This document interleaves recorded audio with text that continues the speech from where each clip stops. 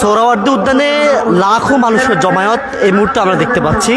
ফিলিস্তিনের গাজার এবং রাফায় ইসরায়েলি বর্বরতার প্রতিবাদে এই মুহূর্তে রাজধানীর সোহরাওয়ার্দী উদ্যানে দেশের বিভিন্ন প্রান্ত থেকে লাখ লাখ মানুষ এসেছে এবং সোহরাওয়ার্দী উদ্যানের কানায় কানায় এই মুহূর্তে মানুষে ভরে গেছে। অনেকেই এই মুহূর্তে জোহরের নামাজ আদায় করছেন মাঠে। ফিলিস্তিনি জনগণের সমর্থনে লাখ লাখ মানুষ কিন্তু বিচরণ করছেন এই ময়দানে। আমরা এখন ঠিক বেলা 1:30 বাজে, কিছুক্ষণ পর ঠিক 3টা বাজে আজকে এই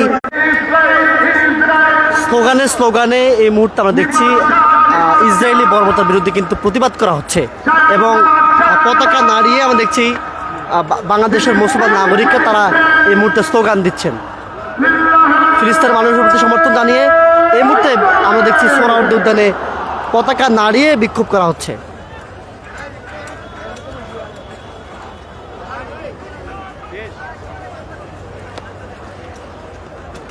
হাজার হাজার মানুষ, হাজার হাজার পতাকা, ফিলিস্তিনের লাল সবুজ এবং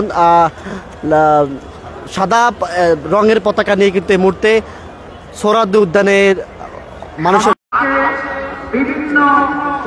দর্শক, আমরা যেমন দেখতে পাচ্ছি এই মুহূর্তে